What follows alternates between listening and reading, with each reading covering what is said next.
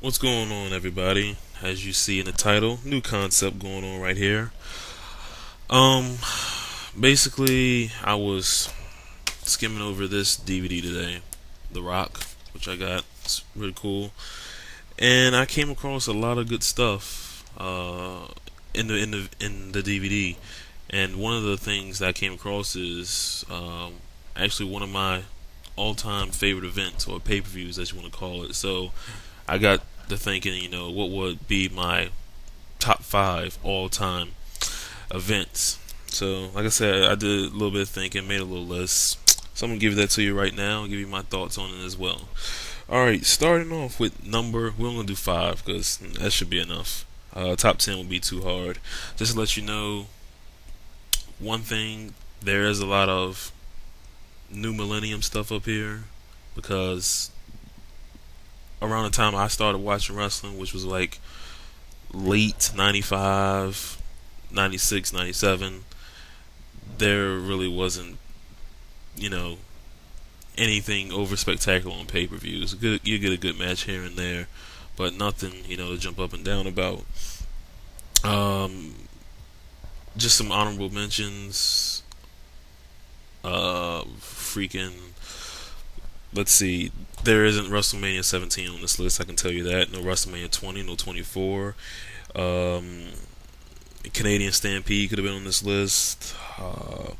Driven, Man Up, Turning Point '05, Unbreakable '05, this past year's Bound for Glory. All these could have been on this list as one of my favorites, but I narrowed it down, and we're gonna go with my top favorite fives. So we're gonna start with number five anyway. A lot of people will wonder why this is actually in my top five, and I kind of wonder it myself. But when I view this pay per view, when I saw it the first time, and when I watch it over, I mean, it's not the best pay per view in the world, but I just enjoy it so much, and that is WrestleMania 22 from 2006. Um, like I said, there was nothing really that special in this pay per view. You had, you know, Triple H and Cena as your main event. You had King Booker. Well, he wasn't King Booker, but he was Booker T and Boogeyman. You had Mark Henry and Undertaker. You had all these, dull matches. Chris Benoit, JBL. But I think the overall show, you know, not only the match quality wise, but everything around the show, including the atmosphere and the Chicago crowd, was so hot for this. It was great. That's why this is one of my favorites. But then add some great matches. Edge versus Mick Foley in the hardcore match.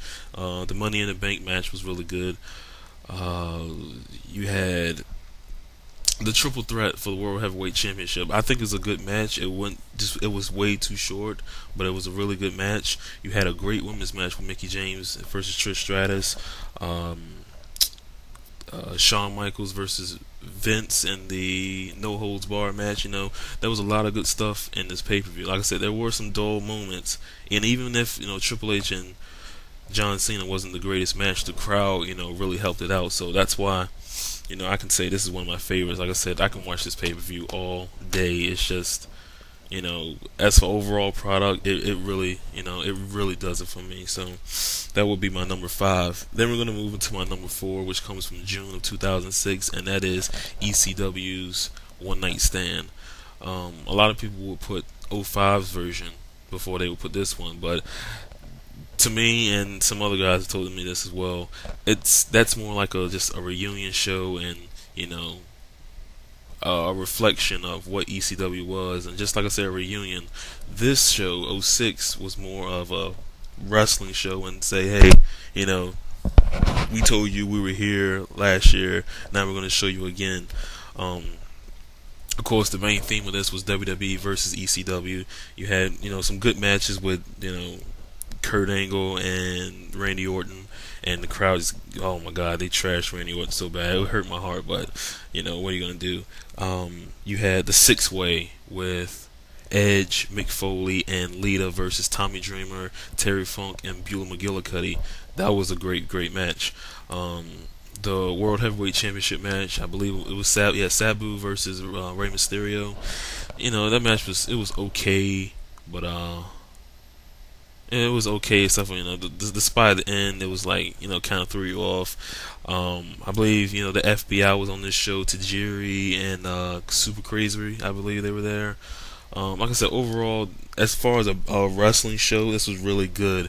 And then you got the main event with John Cena versus RVD, and I don't need to say anything about that. That's when I was full blown. I hate Cena, and that was the best thing coming. Rob Van Dam being one of my favorites, it was really good to see. So, like I said, that was an excellent pay per view. Again, something I can watch pretty much all day long. Very, very, very good stuff.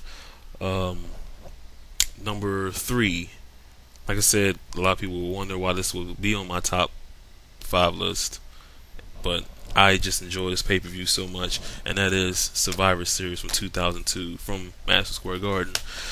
The main reason why I like this match, as you know, I mean, you've seen my list on my page. HBK is my favorite of all time, and this was, well, his return match was SummerSlam against Triple H, but this one, he was getting a chance at the title again, and long story short, he won, of course. Um, you know, you want to talk about marking out? I went crazy that night. This words can't describe how I felt that night. Um, I mean, not just that, but the match was good. It was unlike the elimination chamber matches you see today. It actually felt like each guy, had a chance. Kane, Booker T, Triple H, Shawn Michaels, Chris Jericho, and Rob Van Dam. These guys took some, brutal bumps in the air, and like I said, it was a classic match in my opinion. You did have some bad things with, Big Show and Brock Lesnar. That match was like 5 minutes long, and then, um, Paul Heyman turn on Brock Lesnar and everything. That wasn't all that good. But then you got the tables match. You got I believe it was the triple threat for the WWE Championship match. It was like Angle and Benoit, and they were defending their belts. You got a great cruiserweight match between Jamie Noble and God, Jamie Noble, Billy Kidman. Great match between them, and then you had Scott Steiner debut, which the crowd ate that up. I didn't think he would get that big of a reaction, but he actually did. So, like I said, the main reason why is because of HBK. That sealed it for me right there. So, like I said, not just that pay per view, but that match, that did it for me. So that would be my number three. My number two would be my favorite WrestleMania of all time, and that's WrestleMania 19. Um, I love this pay per view to death. I keep telling everyone this pay per view had four. I believe it's four. I keep saying, I could be wrong, but yeah, no, I think it's five. Either four or five matches in here that could main event any other WrestleMania, but you had them all in this one. Um, you had Kurt Angle and Brock Lesnar. Lord willing that shooting star press never happened. It could have been easily a 5-star match, but of course that happened. Booker T versus Triple H was a good match. I think Booker T should have went over, but that was a good match. You had McMahon versus God, what was it? McMahon versus Hogan.